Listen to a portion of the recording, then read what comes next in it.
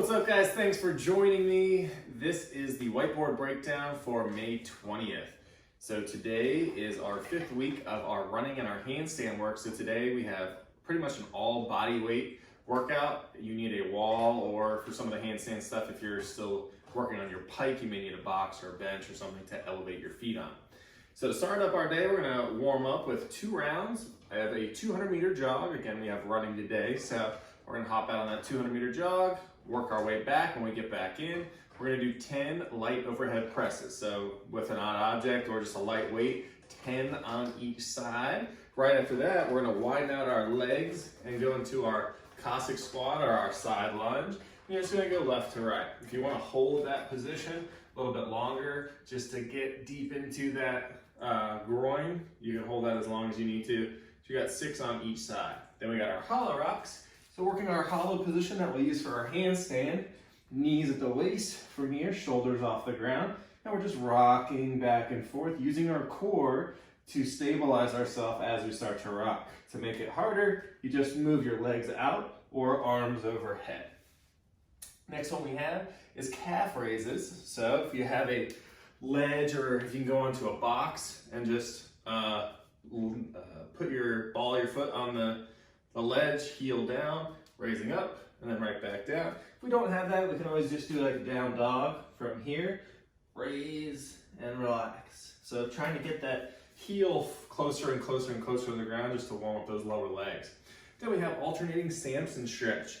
So we're going to do a step back lunge. From here, I'm going to squeeze my glute, drive my hip forward, and then stretch back with both hands just to elongate that front of my body and really have that center be that psoas or that hip flexor.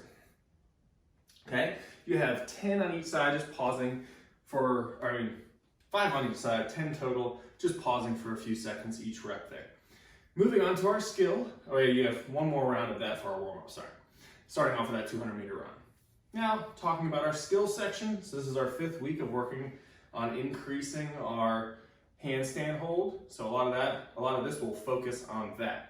Starting off, we have a 4-minute EMOM. So we have, starting off on our first minute, 3 to 5 kick-ups. So if I'm kicking up onto my wall, I'm just kicking up, tap, right back down, and then go directly back up into another kick-up. So 3 to 5 kick-ups, and then on my last one, I'm gonna kick up, and then I'm gonna hold for 20 to 30 seconds. When we get there, remember what we're focusing on.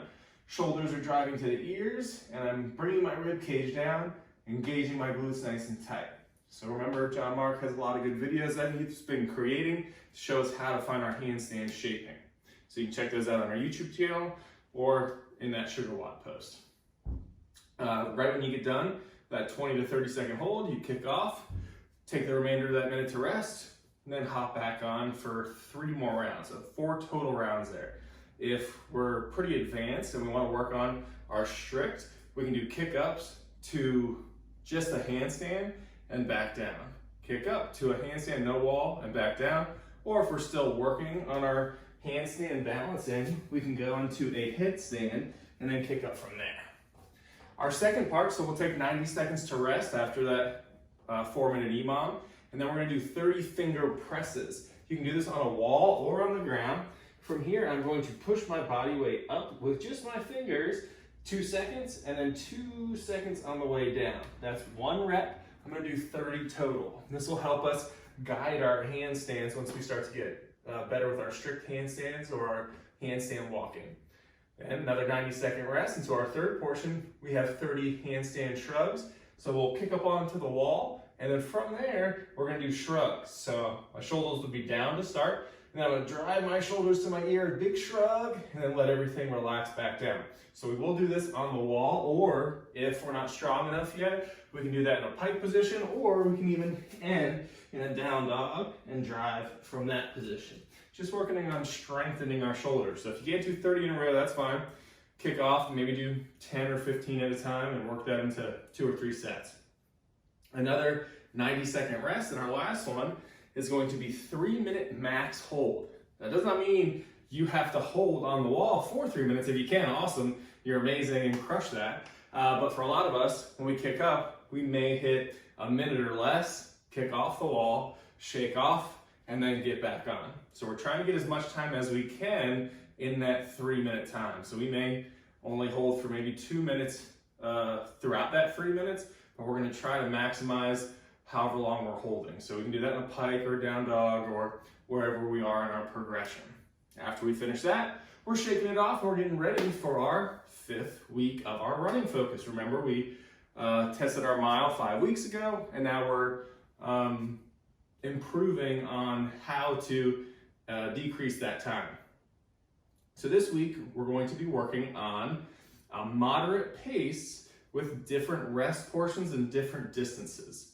Okay, so when we start off, we're going to be going with longer distances, longer rest, and then we're going to be manipulating it at that same moderate pace with shorter distances and shorter rest as we get closer and closer to the end of this. Okay, so starting off, our first one, we have an 800-meter run, so a half-a-mile run, moderate pace, so a little bit like around our 1 mile pace or a little bit slower, and then a 60-second rest. We're going to do the same with a 400-meter, 60-second rest, 600-meter, 60-second rest. We're going to take a big 2-minute rest, and now we're adjusting our distances. We're going to be doing 2 400-meter runs with a 40-second rest in between each 400-meter. The pace stays the same from the first round. Okay, so we're trying to have those same splits, so we should finish this 400 in half the time we finished that first 800. Okay, then we're moving down after 2 rounds of the 400. We're doing 2 rounds of 200 with a 40-second rest in between each one. Same thing with 2 rounds of 300 meters, 40-second rest in between each one. Then we take a big 2-minute rest, and now we're on our last round, and these are going to be even shorter, but keeping, again, the same exact pace, but just a shorter rest time, so we don't have as much time to recover, kick it off. So that we have 4 200-meter runs with 20 seconds of rest in between each one. So just like we did with the 800-meter, and the 400-meter was half of that, the 200-meter time-wise should be half of the 400-meter pace. So we should know exactly what our pace times are here. After 4 of the 200s, then we have 4 of the 100s with a 20-second rest, and then finishing off with 4 150s with a 20-second rest in between each one of those. Then boom, we are done, and you just completed a little over 3 miles. That is 5,400 meters, guys. If you do not have, or if it's raining, or if you do have a rower, you'd rather row, you can just substitute meter for meter here and do the same exact thing, and just focus on your 200-meter split times and stay consistent, just like we broke down our run times. Okay, guys? Have an awesome Wednesday. Crush it, guys.